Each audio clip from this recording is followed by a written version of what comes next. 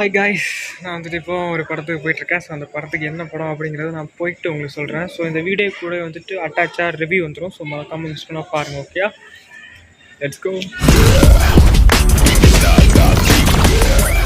Hi நண்பா, நம்பி எல்லாருக்கும் வணக்கம் and welcome to my channel. This is master Askin. So நம்ம சேனல் சப்ஸ்கிரைப் பண்ணுங்கள், லைக் பண்ணுங்கள், ஷேர் வச்சுக்கோங்க. என்ன பார்க்க போகிறோம் அப்படின்னா வந்துட்டு நீங்கள் பார்த்தது தான் எனக்கு வந்துட்டு இங்கே நான் தான் கிங்கு அப்படிங்கிற அந்த படம் பற்றி பார்க்க போகிறோம். ரீசெண்டாக வந்த சில படங்களை தவிர்த்து நம்ம சந்தானத்தோட படத்தை பார்த்தோம்னா வந்துட்டு இது வந்துட்டு ஒரு பெஸ்ட் வடக்குப்பட்டி ராமசாமி படம் வந்துட்டு அதே மாதிரி தாங்க. தில்லுக்கு துட்டு அந்த சீரீஸ்ல இருந்து கண்டினியூஷன் வடக்குப்பட்டி ராமசாமி அண்ட் இப்போ இந்த இங்கே நான் தான் கிங்கு. ஸோ இந்த படம் வந்துட்டு ரொம்ப அருமையாக இருக்குது. ஸோ இந்த படத்துக்கு என்ன கதை, என்ன இருக்கு, என்ன இல்லை அப்படிங்கிறத ஃபுல்லாக பார்க்க போகிறோம். ஸோ வாங்க நம்ம வீடியோக்குள்ள போகலாம். இது உங்கள் மாஸ்டர்.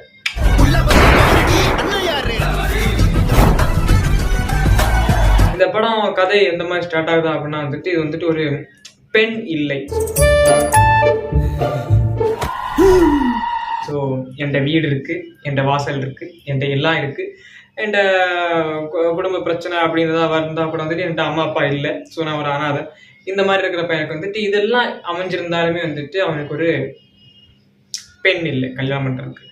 தாலி கட்ட ரெடியா இருக்க, ஆனா ஒருத்தனும் பொண்ணு கொடுக்க மாட்டானுங்க. ஸோ ஆனால் அவனுக்கு வந்து 25 லட்சம் ஏதோ ஒரு கடன் மட்டும் இருக்குது. ஸோ அந்த கடத்தை மட்டும் எப்படியாவது அடைக்கணும். ஸோ அதுக்கு வேண்டி இந்த கடமும் இருக்குது, எனக்கு இந்த பெண்ணும் வேணும். ஸோ அந்த மாதிரி வந்துட்டு எல்லார்ட்டையும் போய் கேட்டுட்டு இருக்காரு. ஸோ அப்படி கேட்கும்போது வந்துட்டு ஒரு கட்டத்தில் வந்துட்டு ஒரு எல்லாத்துக்கும் ஓகே அப்படின்னு ஒரு ஜமீன் வீட்டு பொண்ணு அப்படின்னு சொல்லி ஒரு கல்யாணத்துக்கு ஏற்பாடு பண்ணுறாங்க. அந்த கல்யாணம் நடக்குது. நடந்ததுக்கு அப்புறம் தான் புரியுது இது ஒரு ஜமீன் வீட்டு கல்யாணம் இல்லை, பிச்சைக்கார கல்யாணம் அப்படின்ட்டு. ஸோ அந்த மாதிரி வந்துட்டு ஒரு ட்விஸ்டோட அந்த கல்யாணம் வந்து முடிஞ்சு கடைசி ஏமாந்து கடைசி அதுல வந்துட்டு கஷ்டப்பட்டு ஸோ அதுக்கு அடுத்து என்ன பண்ணலாம்னு பார்த்துட்டு இருக்கும்போது தம்பி ராமையா அண்ட் அதற்கு கூட வந்து இருக்கிற கேரக்டர்ஸ் அண்ட் ஹீரோயின் கேரக்டர்ஸ் ஒவ்வொரு கேரக்டருமே வந்துட்டு இம்பார்ட்டன்ஸ் கொடுத்து காமெடி பண்ணியிருக்காங்க. ஒரு தரமான படம் தான். ஏன்னா வந்து நான் போன தியேட்டர்ல வந்துட்டு உதயம் தியேட்டர் தான். ஸோ உதயத்தில் வந்துட்டு போட்டிருந்தாங்க. ஸோ உதயம் தியேட்டர், அந்த உதயம் ஸ்க்ரீன்லாம் போட்டிருந்தாங்க. ஒரு மேக்ஸிமம் ஒரு 15 பேர்கிட்ட தான் போயிருப்போம். ஸோ பின்னாடி லாஸ்ட் ரோவில் வந்துட்டு ஒரு 15-16 பேர்கிட்ட இருந்தாங்க. நாங்கள் வந்துட்டு முன்னாடி ஒரு ஒரு 2 பேர், நாங்கள் ஒருத்தன். ஸோ ஒரு மிடில் நான் ஒருத்தன், 2 பேக் சைடில் எல்லாம் வந்து ஒரு பேர், ஒரு 15-20 பேர்கிட்ட இருப்போம்னு வச்சுக்கோங்களேன். எல்லாருமே சிரிச்சாங்க. வந்த எல்லாருமே வந்துட்டு வயர் நிறைய சிரிச்சுட்டு தான் போனாங்க.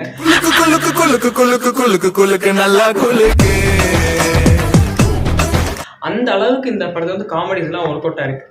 உதாரணத்துக்கு சொல்லணும் அப்படின்னா வந்துட்டு ஒரு கிளைமேக்ஸ் போர்ஷன்ல வந்துட்டு ஒரு கன் வந்துட்டு அங்க அப்படியே இருக்கும். அந்த கன்னை வந்துட்டு எடுத்து இவங்க கொடுக்கணும், சந்தான்ட்ட கொடுக்கணும். ஆனா தம்பிராமி என்ன பண்ணாரு அப்படின்னா வந்துட்டு இவங்க 2 பேரும் அடிச்சுட்டு இருக்காங்க. அந்த கன்னை யார் எடுப்பா, வில்லன் அண்ட் அந்த கன்னை யார் எடுப்பா அப்படின்னு பார்த்துட்டு இருக்கும்போது ஒவ்வொன்று புரண்டு கையை வச்சு எடுக்க ட்ரை பண்ணிட்டு இருக்காங்க. தம்பிராமையை வந்துட்டு அப்படியே ஒரு குச்சி வச்சு அப்படியே நீட்டி விடுவாரு.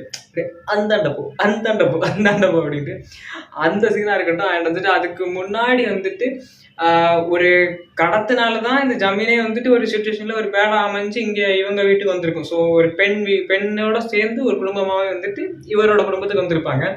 அப்படி வரும்போது வந்துட்டு அங்க நாங்க ஜமீன் வீட்டாளுங்க, வாரம் நாங்க வந்துட்டு ஏழைகளுக்கு செய்வோம், இலவசம் உணவளிப்போம் அப்படின்ட்டு.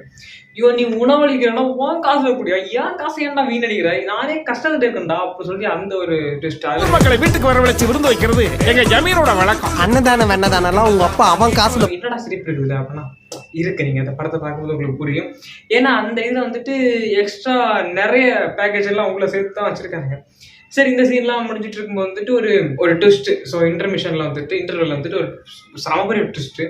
அதை பார்க்கும்போது நான் எனக்கே அள்ளு விட்டுருச்சு.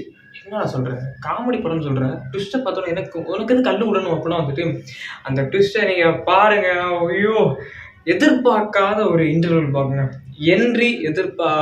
பார்க்காததான். இப்போ வந்து வீரசித்தவனை சொல்லுவார்ல, ஒவ்வொரு சேனல் நான் வேலை பார்க்கும்போது வந்துட்டு அவங்க சொல்ற மாதிரி தான் பண்ணணும், அவங்க மாதிரி தான் இருக்கணும், இதுக்குன்னு இந்த மாதிரி ஷார்ட் வந்து என்ட்ரி சீன் கொடுக்கணும். ஸோ அதெல்லாம் இருக்கும். என் சேனல் நான் வந்துட்டு பொட்டாய் விட்டுட்டோட நான் எந்திரிப்பேன் அப்படின்னு சொல்ற மாதிரி இருந்துட்டு இந்த இதுல வந்து அதே மாதிரி ஒரு சீன் தான். ஸோ வந்துட்டு அப்படியே அவர் பாட்டு எந்திரிப்பாரு, அவர் பாட்டுக்கு ஒரு இன்ட்ரோ, அவர் பாட்டுக்கு ஒரு இது, எல்லாமே அவர் பாட்டு தான். 2024 இருக்கிற அந்த கிரிஞ்சஸ் எல்லாம் இருக்குல்ல, சம் லைக் வந்துட்டு எரியுதிரி மாலா, அந்த கிரிஞ்சின்னு சொல்ல வரல, ஒரு இது. ஸோ ஒரு மித்து மாதிரி அது வந்துட்டு அந்த மாதிரி தான் வந்துட்டு அந்த படத்துல எல்லாம் வச்சிருக்காங்க. இங்க நடந்த 2024ல 23ல நடந்த சின்ன இந்த பிட்டு சீன்ஸ் எல்லாம் இருக்கு. அந்த சீன்ஸ் எல்லாம் வந்துட்டு அந்த படத்துல அங்கங்க இருக்குது. இதெல்லாம் ஒரு காமெடின்னு செய்யலாம் போடுறோம். அப்புறம் வந்துட்டு கிரிஞ்சுன்னு தெரிஞ்சே சாவடிக்கிறான்டா. வெளில போடா கிரிஞ்சு நாய்ங்களா அப்படின்னு சொல்ற மாதிரி. ஸோ ஒவ்வொரு இதுவும் வந்துட்டு சூப்பராக பண்ணியிருந்தாங்க. எனக்கு அது ரொம்ப பிடிச்சிருந்துச்சு. அண்ட் மேக்ஸிமம் போர்ஷன்ஸ் வந்துட்டு உண்மையிலே காமெடியாக இருந்துச்சு. இப்போ நிறைய படத்தில் வந்துட்டு எல்லாமே ஒரு இதாக தான் இருக்குது. என்ன பண்ண வந்துட்டு ஒரு பெட்டியை கை மாத்துறது அண்ட் ஒரு பணத்தை கை மாத்துறது. ஸோ இந்த மாதிரி சீன்ஸ் எல்லாம் தான் இருக்கணும். ஸோ அந்த சீன்ஸ் எல்லாம் வந்துட்டு எப்படி எல்லாமோ தட்டு மாறி அங்கே போய் இங்கே போய் அவங்க கையில் போய் இவங்க கையில் போய் அடுத்து வில்லன் கையில் போய் ஸோ அந்த மாதிரி தான் காமிப்பாங்க. இப்போ பணப்பெட்டி சீன்ஸ் அவரோட படத்து சபோதி எப்படி படத்துன்னு மாதிரி இருக்குது.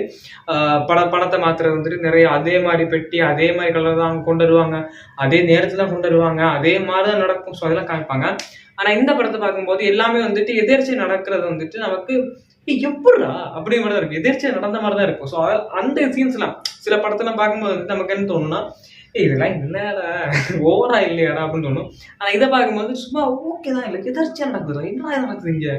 ஸோ அப்படி நானே வந்துட்டு அந்த சீட்ல உட்காந்து நானே அப்படியே உளுந்து புரண்டு நான் எல்லாரும் சிரிக்கிறாங்களே நான் சிரிக்கிறேன் லூசு மாதிரி. ஸோ அதுக்கப்புறம் எல்லாரும் சிரிக்கிறாங்க அண்ட் அவங்க சிரிக்கும் போது நானும் சிரிக்கிறேன். ஸோ அந்த மாதிரியே சில பல சீன்ஸ் எல்லாம் ஓடிட்டு இருந்துச்சு. 3 பேர் நல்லா பண்றீங்க. எமோஷனல் சீன்ஸ்லாம் சில சீன்ஸ்லாம் வச்சிருக்காங்க. அந்த எமோஷனல் சீன்ஸ் எல்லாம் பண்ணிட்டு இருக்கும்போது தம்பிராமையை வந்துட்டு சில அது சொல்ல முடியாது. ஸோ அந்த மாதிரி சீன்ஸ் எல்லாம் பண்ணுவார். ஸோ காமெடிஸ் எல்லாம் பண்ணுவார். அது சூப்பராக இருந்துச்சு.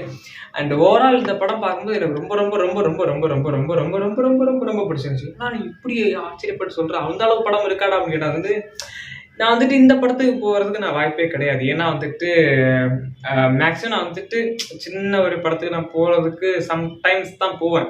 ஸோ ஓரளவுக்கு இந்த படம் ஓகே, ட்ரெய்லர் பார்க்கும்போது ஓகே அப்படின்னு தெரிஞ்சால் மட்டும்தான் இந்த மாதிரி படத்துக்குலாம் போகிறது. அப்படி இந்த படத்தை நான் பார்க்கும்போது இந்த ட்ரெய்லர் நான் பார்த்தப்போ எனக்கு வந்து கண்டிப்பாக தோணுச்சு, இந்த ட்ரெய்லர் பார்க்கும்போது சூப்பர், கண்டிப்பாக இந்த படத்துக்கு நம்ம தேட்டருக்கு போய் பார்க்குறோம் அந்த மாதிரி தான் இருந்துச்சு. ஏன்னா சில ட்ரெய்லர் நான் பார்க்கும்போது வந்து ட்ரெய்லர்லேயே முடிவு பண்ணிடுவேன், ஸோ நான் போக மாட்டேன், வேணாம் ரிவ்யூ பண்ண வேணாம் அப்படிங்கிற மாதிரி.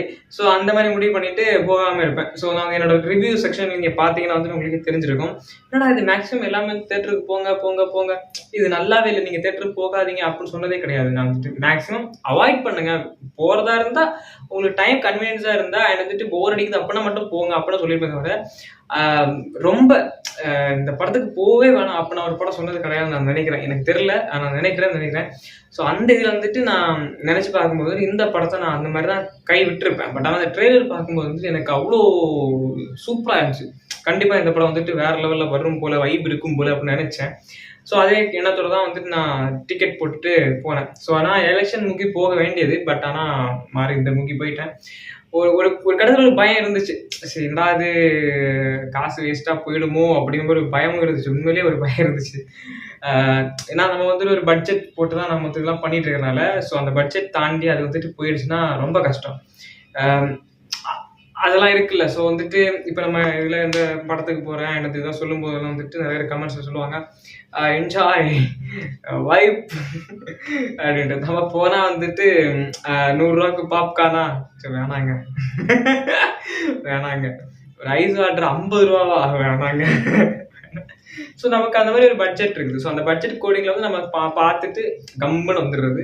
ஸோ இதெல்லாம் தாண்டி தான் அந்த ரிவ்யூலாம் பண்ணிட்டு இருக்கேன். ஸோ இதெல்லாம் இப்போ நான் இந்த பெருமையெல்லாம் பாராட்டல. ஸோ நான் என்ன சொல்ல வரேன் அப்படின்னா வந்துட்டு இதை கன்வின்ஸ் பண்ணி நான் பார்க்கும்போது வந்துட்டு இந்த படம் ஒர்த்து தான் சொல்ல வரேன். ஸோ எனக்கு வந்துட்டு மணி சேவிங் ஆச்சுன்னு சொல்கிறேன். ஸோ தேட்டர் ரோட்ல வரவே மனசு இல்லை, அந்த மாதிரி தான் இந்த படம் இருந்துச்சு. என்னால செத்தாலும் டெட் பாடியா நடிக்க முடியாது, அப்ப செத்துரு, நான் நடிக்கிறேன்.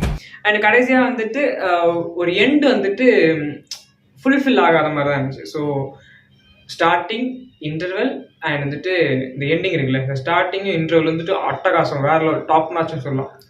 கிழிச்சிட்டாங்க.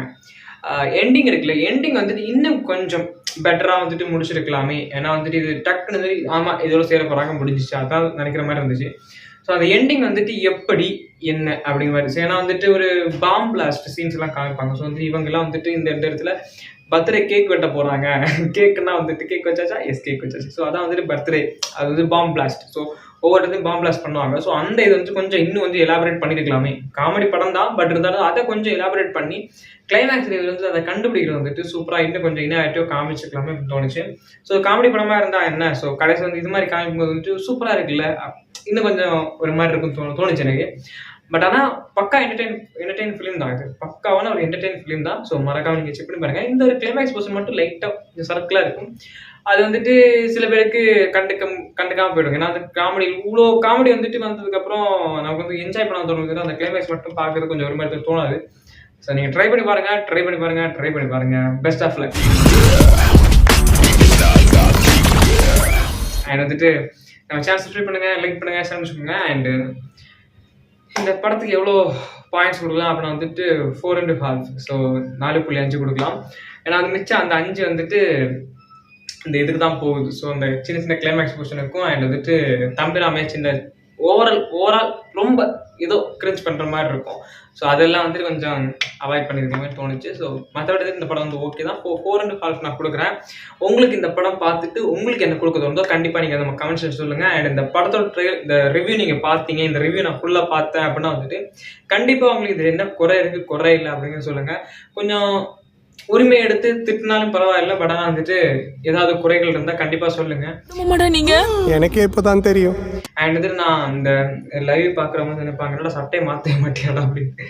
இல்லைப்பா ஒரு அவசரத்தில் கிளம்புறது. ஸோ அதான் அதுக்கு சட்டையை போட்டு போயிட்டேன். ஸோ தப்பாக நினச்சிக்காதீங்க. This all guys, this is master ஆஸ்கின்னு சொன்ன வச்சேன். சப்ஸ்கிரைப் பண்ணுங்க, லைக் பண்ணுங்க, ஷேர் பண்ணிக்கோங்க. அண்ட் புதுசாக பார்க்குற நண்பா நம்பி அண்ட் உங்கள் ஃப்ரெண்ட்ஸுக்கும் ஷேர் பண்ணுங்க. அண்ட் ரெகுலராக பார்க்குற நண்பா நம்பி உங்கள் ஃப்ரெண்ட்ஸுக்கு அண்ட் உங்கள் ரிலேட்டிவ்க்கெலாம் சென்ட் பண்ணி பாவம் ஒரு பையன் கத்திட்டே கிடக்குறான் பாவம் சப்ஸ்கிரைப் பண்ணுங்கள், லைக் பண்ணுங்கள், அப்பப்போ வீடியோ செக் பண்ணி பாருங்கள் சொல்லுங்கள். ஸோ